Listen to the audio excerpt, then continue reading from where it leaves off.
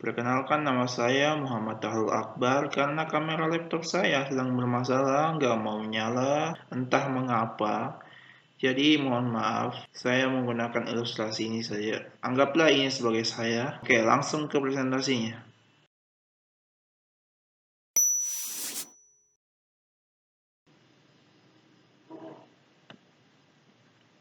User Interface Smart Car.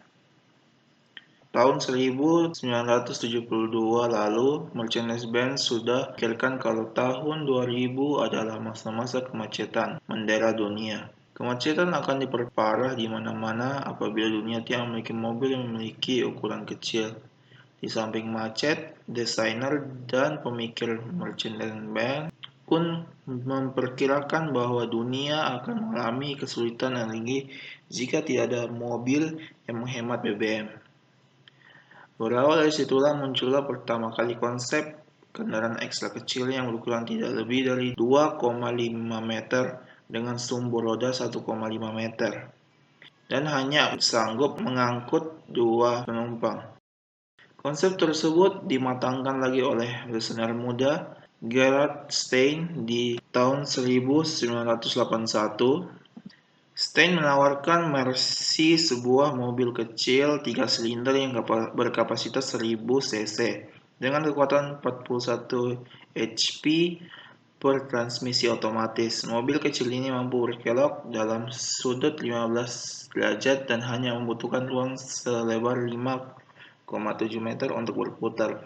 Singkat kata, di tahun 1990-an, tepatnya 1997, tim Mercy akhirnya mewujudkan mobil konsep itu dalam bentuk Smart Forto di Frankfurt Motor Show. 10 tahun berlalu, Smart kemudian meluncurkan model Forto generasi kedua pada 2007. Mercy meningkatkan performa, memperkecil konsumsi bahan bakar dan emisi. Desain baru juga diusung agar Smart Forto makin modern. Smart Forto kini makin terlihat di Eropa, Amerika, Brasil, dan Cina. Perkembangan user interface pengguna grafik berbentuk visual GUI atau Graphic User Interface menggunakan grafik, icon, dan animasi kemunculan sejak awal 1960-an dan baru digunakan pada tahun 1980-an.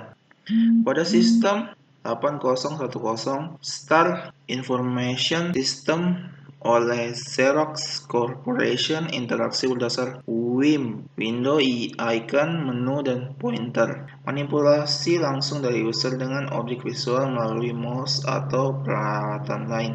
Point dan klik, drag and drop, dan menggerakkan objek merupakan ciri utama dari GUI. Sebagai contohnya, terlihat pada aplikasi Grab. Seperti yang kita ketahui, Grab masih menggunakan interface pengguna grafik di mana kita harus menekan dan mendrag beberapa icon dan menggunakan animasi. Namun sekarang kita memiliki konsep untuk interface pada masa yang akan datang yang mengarah pada penambahan berbagai unsur animasi objek dan audio, suara, dan bunyi. Unsur 3 dimensi atau spesial atau ruang dan dalam realitas maya dan berorientasi objek. Interaksi yang digunakan lebih ke bahasa alami, natural language, dan membenarkan penggunaan input tak berformat. Selain itu, komputer juga dapat menganalisa terhadap aktivitas user. 1. Embodied interaction, interaksi yang menggunakan gerakan tubuh untuk memberikan input ke komputer seperti gerakan tangan atau yang lainnya tanpa menggunakan mouse atau keyboard, misalnya pada film Minority Report. 3D Virtual Reality. Interaksi yang ini memberikan bentuk seolah user benar-benar berada di dalam komputer, yaitu perwujudan interaksi dunia nyata dibentuk ke dalam dunia maya. Misalnya pada permainan Sim 2. Sensing effect membantu manusia dalam melakukan aktivitas sehari-hari. Selain dengan keadaan lingkungan, misalnya merasakan suhu, suara, melihat lingkungan, dan sebagainya. Sistem ini biasa digunakan pada wearable, komputer, dan aksesorisnya.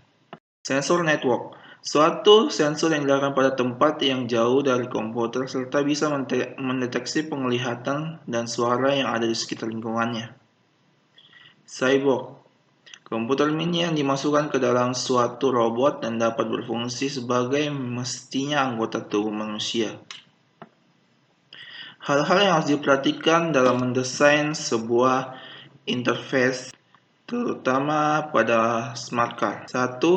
Meaningful, artinya produk yang kita buat harus bisa memuaskan user, ada value bisnisnya, dan mengerti kapasitas teknologi. Engaging, bagaimana membuat produk yang dicintai user dan memiliki daya tarik untuk membuat orang kembali menggunakan produk secara terus-menerus. Simple, desain untuk interface harus fokus pada hal-hal penting untuk user. Kita bisa membuat produk dengan 1001 fitur, tapi mengetahui fitur mana yang memiliki impact yang paling besar untuk user dan bisnis. Ini yang paling penting. Terakhir, bold. Artinya jangan hanya jadi copycat alias peniru, tapi coba hadirkan dengan desain yang menyelesaikan masalah yang sama. Misalnya dengan kompetitor kita dengan cara yang lebih bagus tentunya. Sekian dari saya, terima kasih atas perhatiannya. Sampai jumpa lain kesempatan.